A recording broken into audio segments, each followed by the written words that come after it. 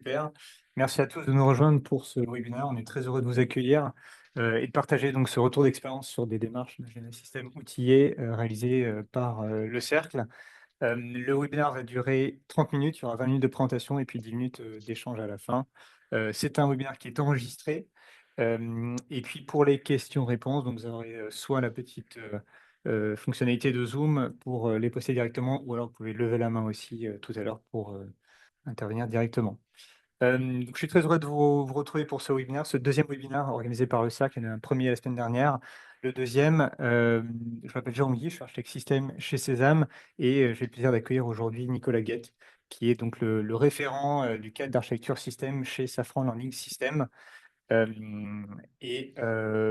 donc commençons ce webinaire. Donc on aura une petite introduction, un retour d'expérience ensuite, des démarches d'ingénierie système outillé, une conclusion et puis ces 10 minutes de, questions-réponses.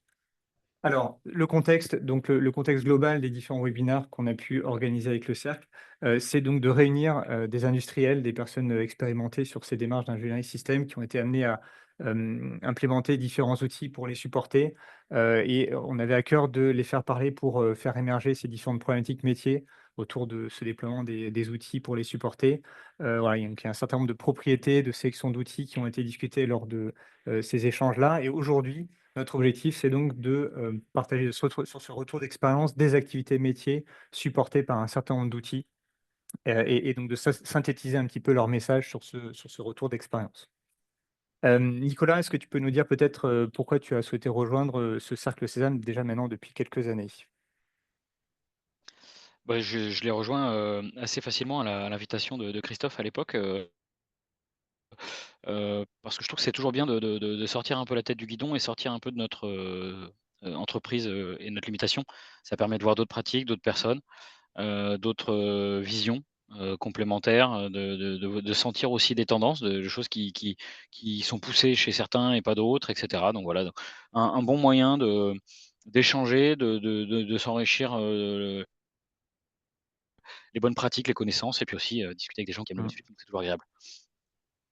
Oui, exactement et c'est vrai que le la première phase, c'était surtout sur le rôle de l'architecte, pendant ça a duré bien 2 ans et là, cette année, ben, on a choisi, de, sélectionner différentes thématiques. Cette première, c'est effectivement ces outils au service de l'ingénierie système et puis on a d'autres thématiques qui sont en cours de travail et qui seront aussi restituées progressivement, cette année, avec toi et puis le reste du cercle.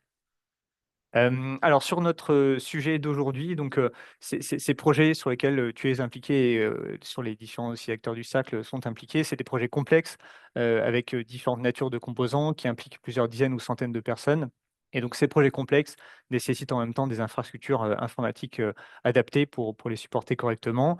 L'idée étant, bah, de par la multitude de personnes, c'est d'assurer aussi un certain niveau de qualité dans, ces différents projets, de s'assurer qu'ils soient efficaces en termes d'indicateurs projet assez habituels.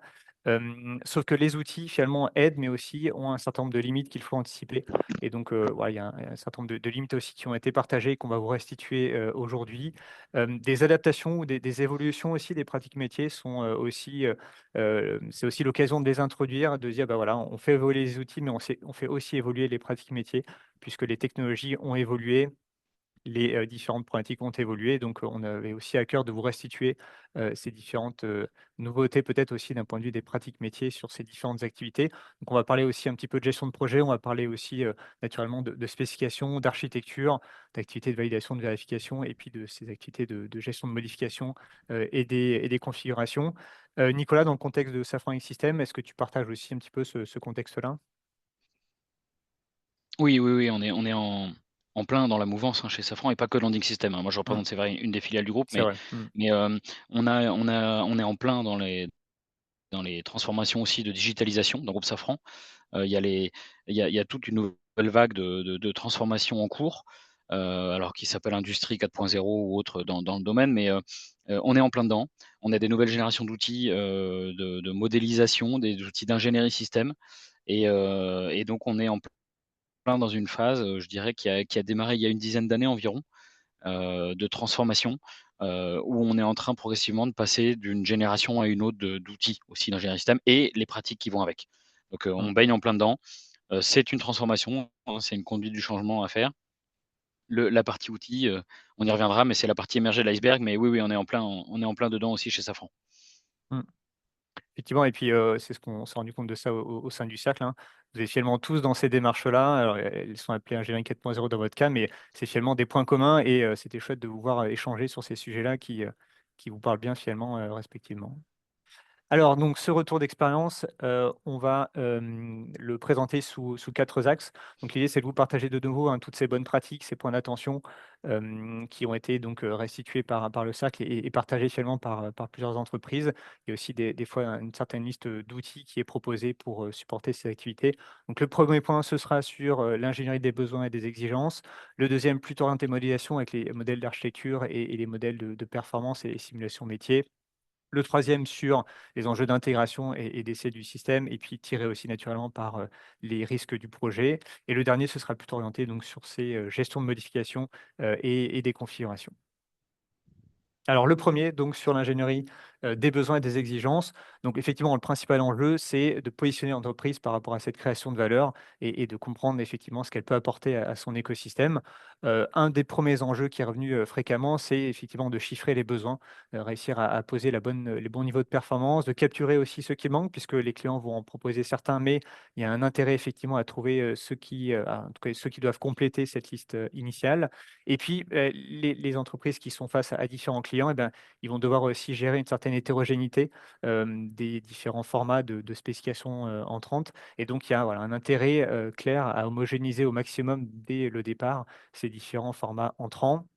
Ce qui est partagé par le cercle, c'est pas forcément une difficulté sur les outils, mais c'est plutôt cette itération qui doit être menée avec les clients en termes d'écoute, de ce qu'ils ont à exprimer et puis la reformalisation et puis itérer progressivement, sur ces 2 étapes-là. Sur les spécifications, la plupart des projets complexes maintenant sont dans des principes itératifs, hem, où, voilà, différents métiers vont travailler en parallèle et puis il y aura des mises à jour progressivement et donc c'est cette importance de gérer rigoureusement, hein, cette évolution de la spécification dans ce contexte incrémental qui a été, remonté par le cercle. Donc la capitalisation notamment et réutilisation de, documents standardisés, donc que ce soit les spécifications ou les architectures, est un des points clés qui permet voilà, d'évoluer plus sereinement dans ce contexte-là. Il y a aussi un enjeu de communication puisque, OK, une fois qu'on les a capitalisés, il faut aussi, ben, extraire ces spécifications vers les différentes parties prenantes avec donc des générations adaptées, à ces différentes, parties. Et puis sur les critères de choix des logiciels qui a été aussi déjà un petit peu évoqué la semaine dernière, 3 critères qu'on a voulu, remonter de nouveau. C'est la collaboration, cette capacité de collaboration sur les exigences, dont tu nous parleras d'ailleurs dans un instant Nicolas. Et ces interactions avec la chaîne outil, effectivement, tu évoquais le contexte d'ingénierie 4.0. Bah, c'est pas que les outils d'ingénierie d'exigence, c'est aussi les connecter avec, les autres outils et donc cette capacité-là est recherchée par, maintenant les industriels. Et puis la personnalisation de l'outil. Vous avez aussi des pratiques un petit peu différentes d'un industriel à un autre et donc il y a toujours une volonté, d'avoir une capacité de modification un petit peu, de ces outils-là. Revenons sur la collaboration, Nicolas, comment est-ce que ça se passe sur, les besoins exigences, dans ton contexte?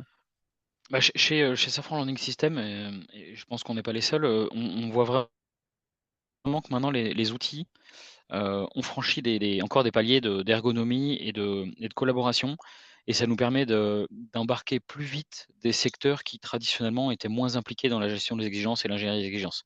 Hem, Par exemple, en réponse à appel d'offres, on peut avoir très rapidement, hem, heu, un référentiel de besoins du client ou de cahier des charges et cetera qu'on intègre, dans nos outils et après sur lesquels on peut très vite collaborer et répondre. Là où avant, dans les outils un peu plus anciens, on avait plutôt une équipe, un peu un noyau dur qui connaissait les outils, historiques de gestion des exigences. Chez nous, c'était plus du DORS 9, et qui répondait. Le reste, c'était plus difficile, c'était plus de l'Excel qu'on intégrait et cetera et avec les nouveaux outils, on arrive assez rapidement maintenant à faire travailler ensemble des équipes assez élargies, qui peuvent être en plus, moins habituées, aux outils, qui travaillent Mmh. plus ponctuellement. Un expert, dans tel ou tel domaine qui va être, appelé à participer à la réponse à un appel d'offres, qui va très vite pouvoir se connecter. Maintenant, on a des outils web, nous on est dans Jazz. Il a son tableau de bord et paf, il va aller répondre très vite, Mmh. sur une spec d'un client. Donc le collaboratif, c'est vraiment un des éléments qui ont progressé ces derniers temps et Mmh. aussi, avec nos clients et fournisseurs, hein, les échanges, il commence à y avoir des standards qui émergent dans le monde des exigences avec le REKIF ou d'autres. C'est plus facile.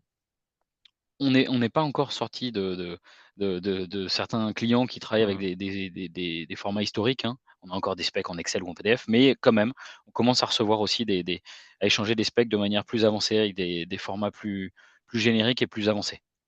Mmh. Ouais, c'est chouette de voir que dans ces contextes de réponse à appel d'offres où on cherche justement une bonne dynamique, d'interaction avec les clients, que les outils, voilà, ont, cette capacité à interagir et à se faire évoluer rapidement cette compréhension des besoins clients. Ouais. Le 2e sujet sur ces modèles d'architecture et de performance et de simulation métier. Donc effectivement, hein, ce sont des assets d'engineering pour mieux formaliser et consolider ces spécifications dont on vient de parler, c'est des supports aussi à la communication naturellement avec les différentes parties prenantes. Alors 2 points, que le cercle a souhaité remonter. C'est cette exploration de l'espace de conception et donc il peut être réalisé maintenant à travers, une baseline technique autour de laquelle, des variabilités et variantes vont pouvoir s'articuler.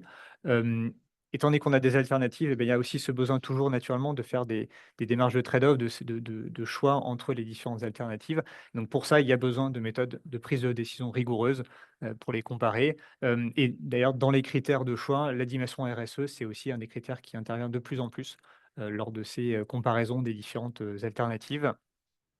Ce travail, donc simultané et itératif, voilà, nécessite naturellement des données partagées et tracées. Donc voilà, il y a un intérêt à s'assurer que ce soit, toujours bien cohérent, notamment entre les spécifications et l'architecture. Donc on fera plutôt au départ des liens entre les modèles et puis ensuite avoir une capacité de lien entre les objets de ces modèles, c'est encore mieux naturellement. Et puis il y a ce sujet du jumeau numérique, et donc voilà, ces modèles d'architecture, c'est bien, mais il faut finalement les penser plus globalement puisque quand on est sur des systèmes complexes, on aura plusieurs modèle d'architecture, on aura plusieurs modèles de performance et donc arrive l'intérêt d'architecturer finalement les différents modèles, et évoluer progressivement vers ce jumeau numérique, voilà, plus représentatif.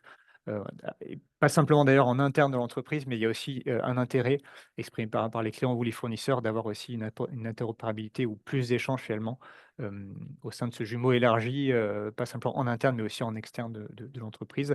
De ton côté, Nicolas, quels sont les autres enjeux, d'architecture que tu peux rencontrer à Safran? Alors chez Safran, hem, c'est la situation sur les modèles, elle est un peu différente de sur l'ingénierie des exigences qui est plus ancienne. Il y a beaucoup plus de recul et de maturité. Sur les modèles, c'est plus récent. Alors il y a les modèles métiers qui, eux, ça existe depuis longtemps. Les enjeux, ils sont plutôt, de la gestion de conf, on en parlera plus tard.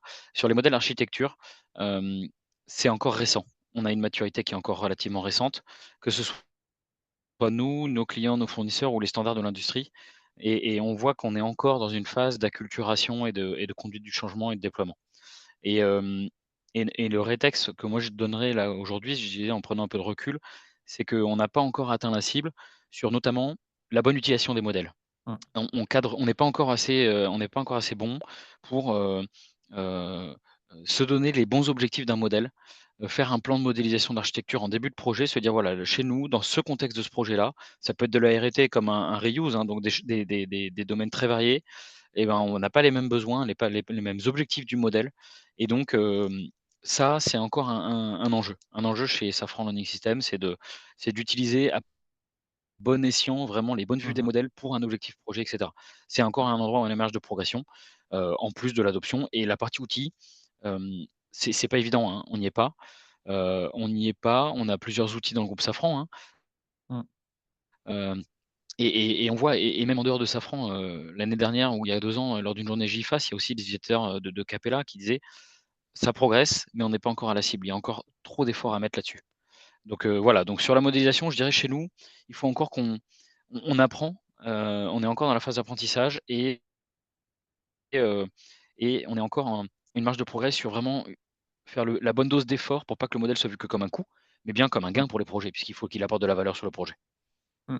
Ouais, clairement et on vous a vu évoluer en maturité clairement depuis une dizaine d'années, hein. Vous étiez précédemment plutôt dans une phase d'exploration à tester plusieurs outils et bon, 1er fait marquant, c'est qu'on voit quand même une certaine stabilité maintenant qui apparaît vis-à-vis des choix d'outils. Au sein de Safran, vous avez, Ixatis, vous avez Rhapsody, il y en a peut-être un certain nombre, mais vous avez quand même des choix maintenant bien précis où il reste des attentes naturellement pour les éditeurs, mais voilà, vous avez quand même commencé à avoir une bonne maturité sur un certain nombre d'aspects, mais voilà, reste cette problématique de bien définir pourquoi est-ce que ces modèles sont faits dans le cadre d'un projet, hein. Alors justement, parlons, de ces différents projets et des attentes. les risques projets, c'est naturellement quelque chose qui doit, tirer, l'ensemble des activités et notamment celles, d'intégration et d'essai du système, et notamment, c'est cette recherche des comportements, dérivés émergents involontaires. Il peut y avoir différents termes utilisés. Donc il y a cette importance de réussir à les identifier dont tu nous parleras dans un instant. Et puis cette définition du minimum à vérifier, pour justement répondre aux bonnes contraintes du projet, et aux différents risques naturellement à minimiser en priorité. Donc quelques bonnes pratiques ici qui ont été remontées par le cercle. L'architecture, ben, c'est justement un support qui permet plus facilement, je dis pas que ça va tout identifier, mais ça permet plus facilement d'identifier ces différentes fonctions, technologies, usages ou perceptions, émergents. Il y a aussi une volonté entre les différents projets d'une entreprise à avoir une cotation, une classification assez, homogène des différents risques, pour justement pouvoir les comparer entre les différents projets ou entre les différents, métiers au sein d'un même projet. Ce sont des analyses qui ne doivent pas être figées dans le temps naturellement, il faut les formaliser, mais il faut aussi les faire vivre au quotidien, et pas simplement, tous les quelques mois lors des différents jalons. Et puis, bah, on en parlait, déjà un instant, il y a sur l'architecture et les exigences. Finalement, cette traçabilité, c'est pas simplement entre l'architecture et les exigences, mais il faut aussi le faire, vis-à-vis des activités de V&V, les différents plans de test, les différentes exécutions, et cette capitalisation est nécessaire pour plus sereinement mener ces analyses d'impact au sein d'un projet et puis réutiliser aussi éventuellement sur d'autres projets, pas simplement des architectures ou des exigences, mais finalement l'ensemble de cette chaîne, d'assets, d'engineering. Dernier point, voilà, il y a ce contexte itératif, et on en parlera d'ailleurs dans un instant, mais la définition des configurations, notamment de tests, c'est aussi maintenant un des points clés, pour, s'assurer de pouvoir revenir et de bien comprendre ce qui a été testé à un instant T dans ce contexte itératif et pour être en mesure de capitaliser finalement ce qu'on va apprendre à travers ces différents essais. Comment est-ce que tu t'y prends, Nicolas, justement pour ces comportements dérivés? Est-ce que vous avez voilà, des bonnes recommandations du côté de Safran pour les identifier? Alors là aussi, je vais surtout parler pour Landing System parce que c'est ce que je Mmh, connais le mieux, aujourd'hui. Il y a deux méthodes. C'est quelque chose de compliqué, hein. Par définition, il y a des choses qu'on ignorait et c'est le plus dur d'aller explorer ou d'aller vérifier qu'un système, surtout qui sont de plus en plus complexes, avec de plus en plus d'électronique et de comportements, possibles, de combinatoires. Chez Safran Landing System, on a deux leviers principaux, l'expertise et la capitalisation. Donc l'expertise, on fait beaucoup de revues, d'audits, on a des commissions et de préparation des plans de vérification, des stratégies et cetera pour se dire: «OK, bah, là, il va falloir vraiment aller explorer en particulier tel point ou tel point parce que c'est des les zones sur lesquelles il y a le plus de risques d'inconnus et cetera».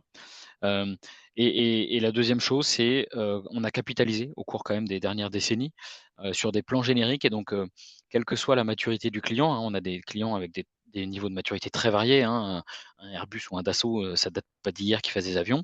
Il y a des startups, il y a des nouveaux avionneurs, des nouveaux entrants sur le marché qui, eux, ont beaucoup moins de maturité et donc en complément de tests demandés de toute façon par les autorités et les clients sur nos spécifications, donc ce qu'ils nous demandent. On a quand même des tests de non-régression et de maturity, nous on appelle ça, mmh. maturity testing, où on va de toute façon sur un système de freinage, sur un système de steering et cetera, avoir toute une batterie de tests qu'on va faire d'emblée pour s'assurer que, ça se comporte comme on l'imaginait sur un ensemble de domaines qui sont en fait ceux qu'on a trouvés lors des dernières années, des Mmh. dernières décennies, lors de nos développements passés. Donc on capitalise notre expérience par des plans de tests génériques en complément de ce qu'on fait, via l'expertise, le savoir-faire et via ce que nous demandent nos clients. Mmh. Ouais, c'est C'est super, c'est donc difficile, hein, c'est ouais, difficile, c'est pas une ouais. garantie à 100. C'est jamais, c'est le plus dur, hein, c'est le plus dur. Ouais, c'est ça, mais on peut se donner un peu plus de clés en capitalisant entre les projets via des documentations génériques, pas simplement de nouveau les architectures, les spécifications, mais aussi, voilà, cette identification, des différents risques, les plans de test et cetera. Ce serait une manière voilà, de couvrir un petit peu mieux ces nouveaux risques projets. Bah, finissons avec la configuration, sur ce sujet des gestions de modifications et des configurations. Donc vous êtes sur des, systèmes multiphysiques, avec, ben, vraisemblablement des incohérences qui peuvent apparaître entre les différentes natures, de systèmes et les différentes équipes finalement. Et donc il y a un enjeu finalement à ce que les équipes soient, sensibles de ces gestions de modifications et gestion des configurations, et donc un mode de fonctionnement plus intégré entre les différents métiers va être nécessaire. L'architecture, c'est justement quelque chose qui va permettre de structurer cette démarche d'ensemble multimétier pour identifier efficacement tous ces assets à gérer en configuration et l'intégration finalement progressivement, de ces différents sous-systèmes dans un système d'ensemble. Et puis voilà, une importance à avoir une cohérence sur l'ensemble du cycle de vie, embarquant tous les métiers, voilà, pas simplement ceux qui vont faire du design, mais aussi ceux qui vont, gérer la partie V&V, voire les études d'industrialisation. On a évoqué aussi lors du cercle les achats et qualité qui peuvent être aussi embarqués dans un tel, mode de fonctionnement. Et sur la gestion des modifications, c'est effectivement l'enjeu, de mauvaise prise en compte, qui augmente progressivement. Et puis, voilà, le faire à partir, du moment où une première référence est figée. Donc, de nouveau ici, hein, cette, capacité de visualisation de la propagation via les architectures va être utile pour justement mieux comprendre l'impact de ces différentes modifications et mieux gérer finalement leur prise en compte ensuite dans une nouvelle baseline, du système.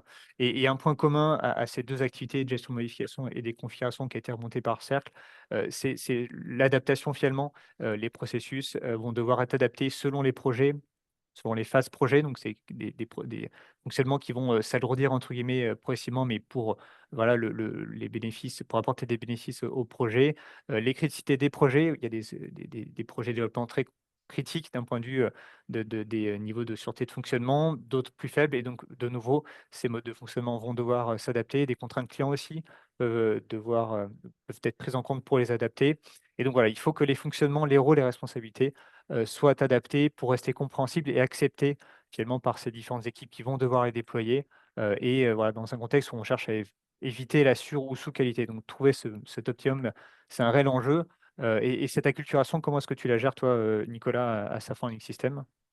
Ah, c'est un défi, hein, c'est un Ouais. défi du quotidien parce que la Gconf, comparé à d'autres processus et aux d'autres domaines, c'est quelque chose qui touche au quotidien des gens. C'est-à-dire que si on le fait bien, il faut le faire vraiment en continu et donc il faut c'est à la fois il y a un défi outil, il faut quand même avoir des bons outils qui soient bien paramétrés, aussi bien au niveau de l'entreprise complète, hein, on parlait des transports avec les PLM et cetera, qu'au niveau du domaine plus propre de l'ingénierie système où là aussi il faut des plateformes qui soient bien outillées pour gérer facilement la configuration, les exigences des modèles d'architecture et cetera. C'est une vraie conduite du changement et donc il faut Mmh. une implication classique, ça a dû être évoqué la semaine dernière, hein, Oui. hem, Mmh. lors de comment déployer, correctement, mais il faut un sponsoring, il faut une implication de pas mal Mmh. de secteurs. Ça embarque, un sponsor, ça embarque, les managements, ça embarque, hem, la qualité, Mmh. ça embarque, et pas mal d'équipes. Il faut des équipes dédiées, hein, il faut des gestionnaires de conf sur les projets. On le voit nous, les équipes, les projets sur lesquels il y a moins de gestionnaires de conf ou pas parce que c'est des phases très amont, c'est plus difficile de coordonner. Donc c'est vraiment une implication autant outil, mais aussi beaucoup sur l'organisation et la conduite du Mmh. changement. Donc il faut un sponsor, il faut, heu, il faut un soutien et il faut que l'IT et les outils suivent derrière, quoi. Il faut vraiment, Mmh. les 2 côtés. Sinon, c'est très difficile et c'est de toute façon un gros défi parce qu'on est dans des équipes élargies, hein, on est dans des Mmh. grosses sociétés, Mmh. ça concerne des centaines de personnes d'un coup. En plus, parfois, enfin même souvent avec des métiers très différents, donc avec des dynamiques différentes. Le rythme de la gestion de conf des équipes logicielles ou systèmes peut être très différent de ceux qui font, chez nous, Mmh. l'architecture mécanique d'un train d'atterrissage. Donc, il faut arriver à faire travailler tout ce monde-là, en cohérence et c'est un vrai défi. Mmh. Ouais, c'est ça, hein, l'architecture, l'entreprise 4.0 comme vous l'appelez à Safran, c'est finalement une grande transformation d'entreprise. Et donc comme toute Ah ouais, ouais. transformation, il y a cet ensemble de points clés à bien prendre en compte pour les mener avec succès, ouais. Super, merci. On arrive donc sur la fin de notre webinaire. Une petite conclusion et puis ensuite on ouvrira cette, session, de questions-réponses. Donc voilà, ce retour d'expérience du cercle a apporté effectivement sur, les outils d'ingénierie système, mais finalement on a beaucoup parlé de pratiques métiers. On a évoqué un petit peu les outils, mais c'était surtout autour de ces, bonnes pratiques métiers que vous avez souhaité échanger. Et donc voilà, c'est quelque chose qui est plutôt simple puisque, voilà, même si on a un très bon outil, ça va rester sur ces pratiques métiers qu'on va trouver de l'efficacité, dans les projets. L'outil ne pourra pas, effectivement, faire pallier un manque de rigueur, et de méthode des différentes équipes, qui vont les utiliser. Et un point aussi qui était remonté, c'est que, comme tu le disais, hein, ils ne sont pas encore totalement à la cible, pour se focaliser uniquement sur cette valeur ajoutée à apporter aux clients, dans le cadre d'un projet. Donc voilà, il y a encore cette marge de progression qui est attendue, mais, aussi une bonne maturité, qui a été atteinte ces 10 dernières années, donc ça reste aussi très positif. Et pour toi, Nicolas, pour terminer, voilà, quel est pour toi le principal risque, qu'il faudrait prendre en compte, ceux qui sont présents aujourd'hui, avec nous? Bah, sur les démarches outillées, hein, c'est que, il faut vraiment porter enfin, accorder beaucoup d'importance au temps que passe l'ingénieur à comprendre l'outil et à passer du temps dans l'outil. Il faudrait, dans le monde parfait, que l'outil soit transparent pour l'utilisateur, c'est pas le cas aujourd'hui, hein et c'est, le boulot à la fois des éditeurs éditeurs, qui travaillent sur les outils, hein, de modélisation ou autre. Il y en a sur lesquels on a un peu plus de recul, mais aussi bien des éditeurs que des équipes support dans les sociétés, pour faire en sorte que nos ingénieurs, ils passent le plus de temps possible sur là où ils ont de la valeur ajoutée, c'est-à-dire concevoir les systèmes. Et tout le temps qu'ils passent à comprendre l'outil, à se former, à à travailler dans l'outil, pour des tâches à non valeur ajoutée, c'est encore Mmh. des leviers sur lesquels on doit faire attention.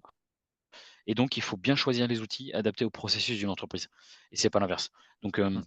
il y a pas un outil parfait, chaque société a un contexte différent et donc il faut le choisir en connaissance de cause, en prenant en compte tous ces Mmh. paramètres. Heu, c'est vraiment un défi. Il faudrait, il faudrait vraiment qu'on arrive à faire en sorte et on a encore du travail, hein, nous comme ailleurs, que nos ingénieurs, ils arrivent le matin, ils se disent tout de suite, hop, ils se rendent pas compte qu'ils travaillent dans l'outil. Ce serait le Mmh. monde, idéal, et sur lequel on travaille, quoi. Mmh. Ouais, c'est finalement, Sinon il y a un rejet, hein, sinon il y a un rejet, ouais. excuse-moi, Mmh. sinon il y a un rejet. C'est-à-dire que les utilisateurs, bah, s'ils passent trop de temps sur un outil, ils vont retourner dans du Word, de l'Excel, du PowerPoint. Mmh. C'est si simple que ça. Pourquoi? Parce qu'ils sont pressés, ils ont pas de temps à attendre, ils ont un livrable à sortir pour le projet, hein. Donc il faut faire Mmh. avec. Ouais, et finalement, on a parlé ici démarche d'ingénierie système pour finalement, répondre à des besoins, d'un client avec, les meilleurs, produits, intégrés. On est en train de dire de déployer une démarche d'ingénierie système finalement sur l'organisation en comprenant bien les besoins qu'il y a autour, les différents processus et en sélectionnant ensuite les bonnes ressources effectivement pour y répondre. Super, Mmh. on est un petit peu en retard, mais voilà, c'était chouette de vous partager un petit peu tous ces éléments-là.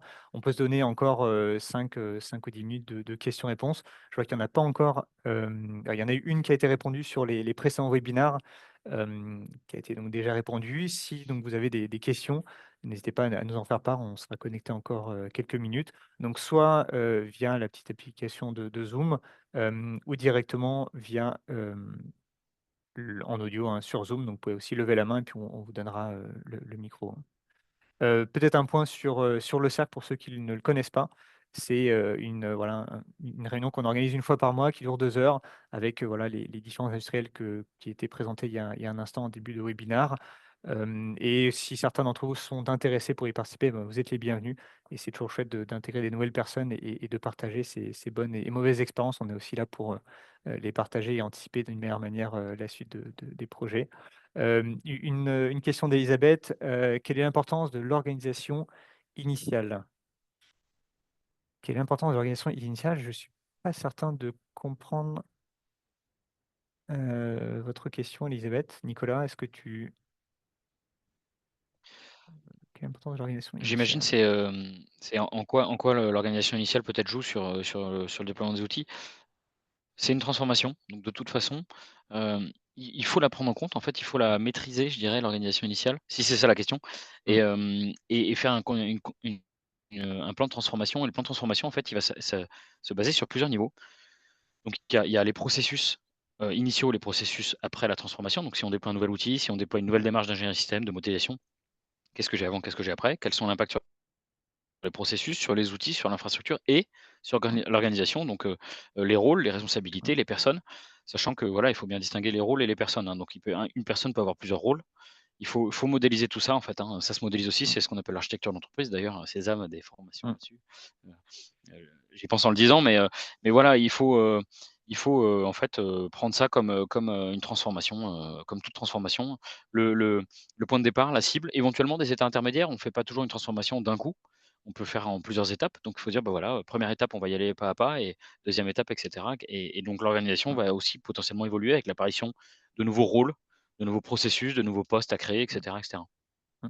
Alors merci Elisabeth, donc c'est a priori c'était bien cette question-là et effectivement la loi de Conway, c'est, quelque chose qui doit être pris en compte puisque l'architecture des produits évoluant, bah, il faut faire effectivement évoluer, l'architecture de l'organisation, et donc voilà, les 2 vont de pair et donc penser effectivement à la transformation à Agile 4.0 mais au regard finalement des nouvelles architectures qui sont attendues demain par les différents clients. Merci. Question de Richard. Est-ce que chez Safran, les démarches et outils d'architecture système et d'architecture d'entreprise ont des moments de collaboration et des éléments en commun? Il y en a un peu. Il y en a un peu puisque, il se trouve que, ben, on participe, en tant que méthode et outil ingénierie système, à la mise à jour du référentiel Safran et donc, notamment à certaines démarches d'architecture d'entreprise, hein, comme, la définition des processus et cetera. Il y a encore des synergies. Historiquement parlant, l'architecture d'entreprise était quand même pas mal tirée par le monde IT. Les cadres TOGAF, les outils et cetera. Donc c'est en train de se rapprocher. C'est pas encore complètement, syner il y a les synergies sont pas complètes, hein. Mais voilà, il y a des moments de collaboration, il y a des éléments en commun. En termes de modèles de données, hein, de types de données qu'on manipule, hein. Les fonctions d'un système sont les processus d'une entreprise, les organes d'un système sont, les départements, des personnes et les machines. Donc on peut faire pas mal d'analogies entre l'architecture d'entreprise et l'architecture système. Le Là où on en est aujourd'hui chez Safran, c'est que c'est en train de prendre conscience justement les différents secteurs qui à la base travaillaient de manière, chacune avec leurs origines, je dirais, se rendent compte qu'il y a des choses à faire en commun. Mmh. Et on voit effectivement des profils, d'architectes, d'ingénieurs systèmes qui évoluent progressivement vers des fonctions d'architectes d'entreprise et donc on voit effectivement, hein, ces similarités et ces soft skills et ces compétences qui sont, applicables aussi dans un autre contexte d'architecture d'entreprise, dans ce cas-là. Sonia, vous aviez levé la main, a priori le micro, Oui, est pour vous. bonjour. Donc, Bonjour. vous m'entendez? Alors, je suis Sonia Etienne et je suis de la DGA, maîtrise de l'information à Bru. Donc, c'est ma première participation à votre webinaire grâce à Vincent Gillet, qui Mmh. Oui, Vincent, est oui, un bien sûr. collaborateur aussi de chez nous.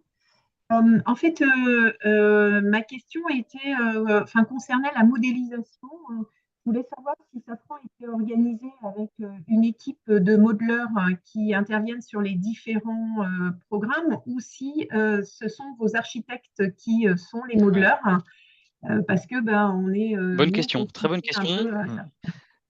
Ouais, très bonne question. Il y a eu les 2. Il y a eu les 2 chez Safran. Quand j'étais chez Safran Craft Engines, on a commencé avec des modeleurs en se disant, on va amorcer la pompe avec des gens qui feront le modèle, qui aideront les architectes.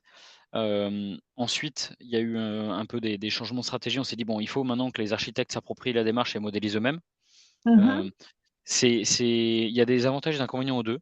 À titre personnel, je constate qu'aujourd'hui chez Safran, les architectes ont quand même tellement de boulot que, c'est pas toujours facile. Ça, c'est le premier élément et donc d'avoir quelqu'un pour les aider, c'est pas forcément fortuit, donc avoir des champions de la modélisation, ça pourrait aider. Le deuxième élément de réponse, c'est que, heu, être architecte et être modeleur, c'est pas toujours les mêmes compétences et les mêmes profils. On a C'est des vrai. super architectes, trains d'atterrissage, moteurs d'avion ou autres, qui ont pas toujours la faculté d'abstraction et qui sont pas faits pour faire de la modélisation ou qui sont pas à l'aise avec l'outil informatique et donc il faut bien avoir en tête que c'est pas forcément ces 2 rôles avec des compétences qui sont pas toujours, requises, qui sont pas toujours les mêmes et des profils qui sont pas toujours les mêmes. Donc, il y a les 2 chez Safran. Il y a des endroits où il y a des équipes de modeleurs, il y a des endroits où il y a des c'est l'architecte qui modélise eux-mêmes. C'est beaucoup les architectes qui modélisent eux-mêmes en ce moment dans la tendance, mais moi je trouve que c'est pas toujours facile parce qu'ils ont aussi énormément de sollicitations et donc avoir des gens qui sont là pour modéliser, c'est pas mal aussi. Le travers potentiel qu'il peut y avoir, il faut juste être prudent que le modeleur qui est là à temps plein là-dessus, il peut en faire plus que ce dont on a besoin pour le modèle. C'est quelque C'est part, vrai, il a oui. le temps entre guillemets, donc il faut donner des objectifs précis au modèle si on fait ça, si on Très a des bien. modeleurs. Merci. Parce que l'architecte lui, il aura pas le temps de faire du superflu, hein, donc il fera l'essentiel, le strict nécessaire. Un modeleur, il aura le temps, donc il faut cadrer l'objectif du modèle. Très bien, merci. Merci Nicolas, merci Sonia.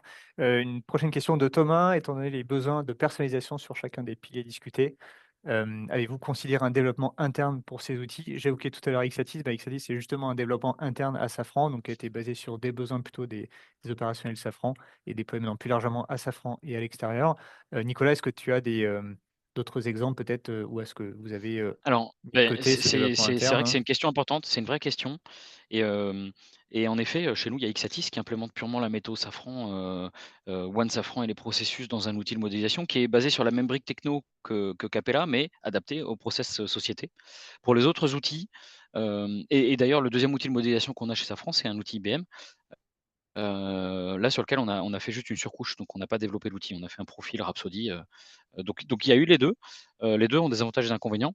Ce qu'il faut, c'est une bonne gouvernance parce que quand on fait un outil, il faut aller au bout de la démarche. C'est pas un prototype sur un coin de table. Les équipes de Ixatis, ils ont des personnes dédiées, il y a une gouvernance, il faut une roadmap, il faut pouvoir l'industrialiser, le déployer et cetera. Donc c'est un vrai enjeu.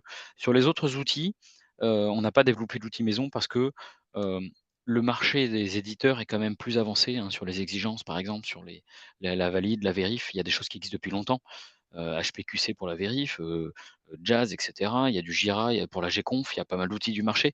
Donc, il y a que la modélisation, on a vraiment développé un outil nous-mêmes. Sur le reste, on a plutôt des surcouches outils. En revanche, le choix d'outils est essentiel de ce que Jérôme présentait au début, bien prendre en compte les besoins de la société et les capacités de personnalisation des outils. Je pense que c'est vraiment hyper important parce que, si on peut pas personnaliser un outil ou alors s'il faut 6 mois de dev pour aller changer un attribut dans un outil de gestion des exigences, on s'en sort pas. Donc, sur les autres outils, sur les autres domaines, on utilise plutôt les outils du marché avec plutôt une bonne satisfaction, hein. Chez Safran, il y a pas mal d'outils, hein, pour des raisons historiques, hein. On a plusieurs sociétés qui ont des histoires, donc il y a des outils de PTC, il y a des outils d'IBM et des outils il y a du Polarion un petit peu aussi chez Safran, Aerosystème. Donc voilà, donc on a plusieurs outils, mais globalement, on utilise les outils du marché pour la partie exigence, valide, vérif, Gconf et plutôt, pour la modélisation, il y a eu les 2 et les 2 cohabitent en fonction des sociétés. Merci Nicolas. Une dernière question de Cédric. Si différentes équipes travaillent avec une méthode de modélisation différente dans les outils, est-ce qu'il existe des outils ou des méthodes pour permettre une correspondance? Je vais peut-être en dire un mot avant. Effectivement, c'est un gros enjeu. On a parlé des outils, alors des fois, il y a des outils différents finalement et qu'on cherche à faire interopérer. Au sein des outils, il peut y avoir des langages différents. On connaît surtout SysML, mais il y a différentes versions de SysML. Il y a aussi Capella qui va utiliser une version un petit peu différente. Il y a différents frameworks d'architecture. Alors au sein de Safran, à la rigueur, vous avez tous le cas de Sésame, mais il peut y avoir d'autres frameworks qui sont utilisés. Et puis, il y a les différentes méthodes de modélisation et méthodes d'architecture. Et finalement, plus il y aura de différences sur 2 modèles, donc d'un point de vue des méthodes, d'un point de vue du langage, d'un point de vue des outils, et plus finalement on va se mettre des bâtons dans les roues et les connecteurs vont être de plus en plus complexes à établir entre finalement 2 périmètres. Voilà, donc je ne sais pas si tu veux en dire un mot, mais c'est clairement un sujet dans ce jeu numérique. Plus on a de diversité et plus finalement ce sera difficile naturellement, hein. Ouais, ouais, bah, tu as assez bien résumé, même si, c'est un sujet qui me parle pas mal parce que je baigne dedans là, en plein dedans en ce moment. En effet, pour échanger, des choses entre les outils de modélisation d'architecture, il faut déjà mapper les concepts, parce qu'en effet, hein, il y a le SysML, mais le SysML d'Airbus n'est pas le même que le SysML de Boeing et cetera et cetera. Ensuite, il faut mapper, les méthodes. Parce que même si on est tous en SysML, on va structurer nos modèles, par exemple, de façon différente. On va avoir des règles de nommage de nos systèmes ou de nos fonctions ou de nos flux qui sont différentes. Et puis il y a les outils. Et donc, bah, nous, on travaille alors on a fait le choix chez Safran Learning System de faire un partenariat avec une société espagnole, qui s'appelle The Reuse Company et avec laquelle on travaille, en collaboration. Nous, on fait la le on exprime le besoin pour justement faire un outil de transformation de modèle qui traite les 3 sujets. C'est-à-dire, les connecteurs outils, mais aussi la conversion de langage et le changement de méthode d'outil. Et c'est un vrai défi, hein, c'est un travail qui est pas fini. On a commencé à présenter des choses à des conférences, l'année dernière et cette année, mais on a encore du travail devant nous et donc on travaille avec eux. Eux, c'est un éditeur d'outils et ils ont des connecteurs sur les outils de modélisation, donc c'est leur force et en plus, ils savent travailler la donnée puisqu'ils se basent sur des ontologies, et nous, on apporte le use case client et on teste ça sur un use case puisqu'on a de plus en plus nos clients avionneurs qui nous demandent d'échanger des modèles.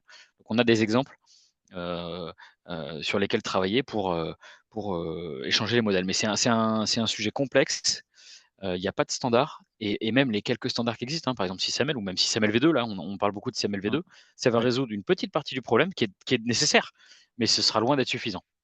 Comme l'a expliqué Jérôme, hein, il y a plein de couches à traiter et c'en est une d'entre elles. Mmh. Super, un grand merci Nicolas pour, ta présence aujourd'hui et tes nombreuses réponses aux questions et tes explications sur le contexte de Safran. On était très contents de vous restituer ces travaux, très satisfait de la synthèse. J'espère que vous l'avez appréciée aussi et qu'elle a pu vous apporter, quelques éléments pour mener, dans vos contextes respectifs ces différents, projets de transformation. Merci beaucoup pour votre présence et puis très heureux de vous retrouver, lors d'une prochaine session, de restitution du cercle, Sésame. Merci Nicolas et à bientôt à tous. Merci, bonne fin de journée, au revoir.